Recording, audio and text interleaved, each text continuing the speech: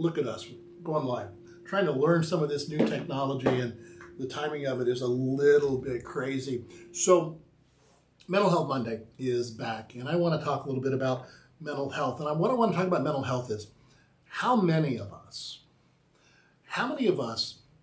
have a bad self-image? How many of us truly don't think that we bring much to the table? How many of us look in the mirror and don't see what other people say they see in us? I think the number is a heck of a lot higher than what we think. The number of people that have come to me over the years and said, I don't have any gifts. You do. You bring something to the table. The number of people I know that have just such a poor self-image, me being one of them. And I think about, what does that mean for us? And why is that the case for most of us or many of us? Because I think we understand that, and we can say every person is valuable. Every person has something to offer. And we see greatness in other people. But seeing it in ourselves is a really difficult thing. And we listen to people who have done amazing things. We listen to the people like the Michael Jordans of this world, like the Tom Bradys of this world, like great scientists like Einstein and other people like that in this world, the people that do things and make differences in the world. And the one thing they are not lacking is an appreciation of who they are and what they bring to the table. I was listening to an old interview with Kobe Bryant, who was asked about why teammates complain about him. And he said, because I see them walk into practice 10 minutes before practice, and they're the first one off the court after practice. And they don't put in the time to be great. And I know what I do, so why am I going to pass them the ball when it needs greatness? Kobe Bryant knew his greatness, and he worked at his craft. Val Kilmer died last week from Tombstone and Top Gun and all sorts of other movies. And one of the things I always loved about his acting is he played such a wide range of characters. He was a master at his craft. And people that knew him said he was one of the greatest guys in the world to be around. But he also had a bit of that edge to him. That that little friendly rivalry between Iceman and Maverick in the original Top Gun was a little more real than when it showed up on camera, because there was a little bit of competition between Tom Cruise being the star and the hero and Val Kilmer, who thought he was just as good at the craft as Tom Cruise. So why is it that so many of us don't see the worth and the value in ourselves? And I think it's because we were taught not to. We were taught that thinking better of yourself, even recognizing the gifts that you had, was cocky. It was arrogant. You're not supposed to be that way. We all need to be humble, which I agree. I don't think we should show off in front of everybody just for the sake of showing off. But I also think that what that does, especially from those of us in a generation who were told on more than one occasion, children are to be seen and not heard. Those of us who were children who never got that positive reinforcement that we were ever heard, because our opinions really didn't matter. I think that there is a part of that has just put this bubble of insecurity around us, that even as grown adults, we don't recognize or see our own value, our own intrinsic worth. We don't see the gifts that we bring to the table all too often, because we've somehow been taught that seeing who we are and seeing the gifts we bring is conceited, it's arrogant, it's pride, and we're not supposed to ever have pride. But y'all, none of that's a bad thing. It can be bad over the top. It's like people say that money is the root of all evil. Well, is it? We need a certain amount of money to be able to exist and to live. And I like having a little more money than I need so that I can give. The problem is that constant 100% of the time pursuit of more and more and more money, and it's never enough, that becomes the problem. And we can get that way in our lives. We can get where there's no such thing as enough. And that can even be that way when it comes to our gifts and what we bring to the table. But that's a rare and extreme case. That's not 99% of us. That's not the great majority of us. Are there some people that become so obsessed with the pursuit of power and the pursuit of money or the pursuit of greatness that everything else gets pushed aside? It happens. I'm not going to say it doesn't. The Kobe Bryants of this world, the Michael Jordans of this world, the Alex Ovechkins of this world, who just broke the singles or the lifetime scoring record, goal record in the NHL. People like that have to give a lot of their time to perfect their craft. Actors give a lot of their time to perfect their craft. Millionaires, billionaires give a lot of their time to perfect their craft.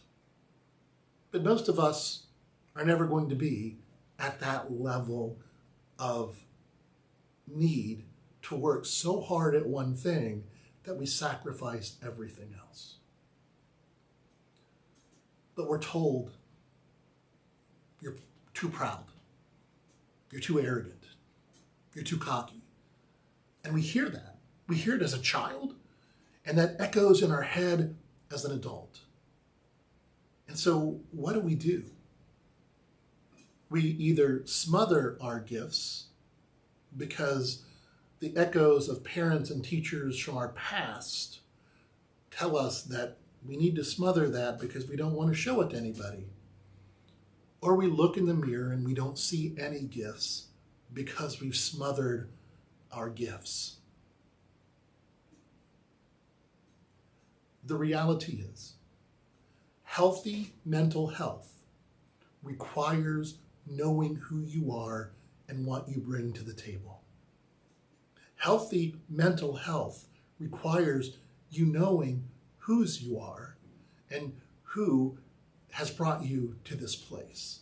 We have to have both of those things for our mental health to be in a place that can even start to get healthy. Now, I'm not saying that believing in yourself and understanding you're a child of God erases all of the mental health issues that we suffer.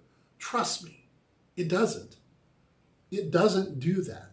You know, I've been on mental health medication for depression and anxiety and post-traumatic for the better part of 20 years. And I think I am pretty comfortable in whose I am. The who I am part. That's one we're still working on. That is one that we're still trying to wrap our brain around, and not to be that child of Betty and Bill, not to be that child of Betty and Bill who was told to tone it down, who was told you're too much, who was told you can't go out and beat your friends in races and in sports all the time because no one will want to play with you, who was taught that you actually do less than you can because other people need to win too. No, they don't. I'm sorry. Life is not about participation trophies. But I took that to heart, and then it came out in awful and terrible ways on the athletic field. I had a coach once tell me, you are two completely different people. You were the nicest kid in school for most of the week. And then we step on the field, and you are a very different person. I was dirty. I was mean. I was rough, and I was physical in every sport that I ever played because I had to do something with what was going on inside of me. Maybe being a little more comfortable in who I am from that age to this age helps me understand better whose I am. Now, when we come at this from a faith standpoint, your gifts and my gifts may be incredibly different. There are people who look and say, how do you stand up in front of people or do this, all the time and not be incredibly nervous? I am nervous. I am very anxious every time I turn this camera on, every time I preach, every time I speak in front of a crowd. I'm incredibly nervous. But I've learned over the years to take that nervous energy and to push it into an energy that I can utilize. So I fully understand not everybody out there can do this part of what I do. But I also understand that I don't sing very well. I don't play golf very well. You know, there's a lot of things out there in this world that I could be a lot better at. But that's not where my gift lies. You don't want me to rewire a bedroom for you. You don't want me to install a door. I have no handyman skills whatsoever. I've learned that in my life, that that's just not a skill that I bring to the table. But I do know what I can do. And I do know what I'm gifted at. And so your gifts and my gifts may be very different. Your gifts may be different than your spouses, your partners, your best friends, your brothers, your sisters, your kids, your parents, your grandparents. Your gifts may be unique to you. But it doesn't discount the fact that they're gifts. And they're part of what you do and you do well. You know, I've said before, there are times that in life we need to embrace the cactus, hug the cactus, embrace the suck. Maybe, no, definitely. There's also a time in our life that we need to embrace our gifts and understand exactly who we are and what we bring to the table. Because in understanding who we are and what we bring to the table, we recognize whose we are and the gifts that God has given to each of us. Look in the mirror. See who you are. If you have to, write down the things that you're good at. Write down the things that you enjoy. Because in writing down the things that you enjoy, you may find out what you're good at. Because I got to tell you, when it comes to things, the joke used to be in Little League is you could always tell folks who were gifted and folks who weren't. You know, those folks who were gifted were the ones who were good at it. And they were the ones who were practicing hard, and they played all of those positions that were important. Then you had those kids who weren't quite so good and didn't work at it so hard, and they were out there because they wanted to have fun, wanted to be with their friends. And then you had those kids who were out in the outfield doing cartwheels and picking dandelions. And you realize that they don't want to be there, they don't like to be there, and they're not very good at the game, and they don't care. So figure out what you like to do, what you're passionate about. And maybe, just maybe, you'll see some of your gifts. So today's not a day to hug the cactus. Today's not a day to embrace the suck. Today is a day to look at the sun. Don't go outside because it's really cold in Northwest Ohio, but look at the sun. Look at the clouds, look at the sky, and look at yourself.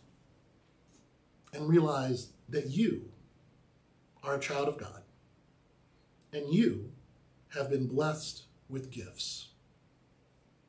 Figure them out.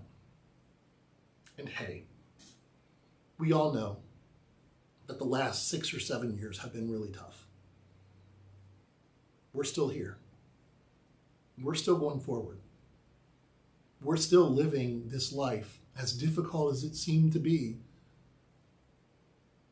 Be proud of yourself. Because God loves you.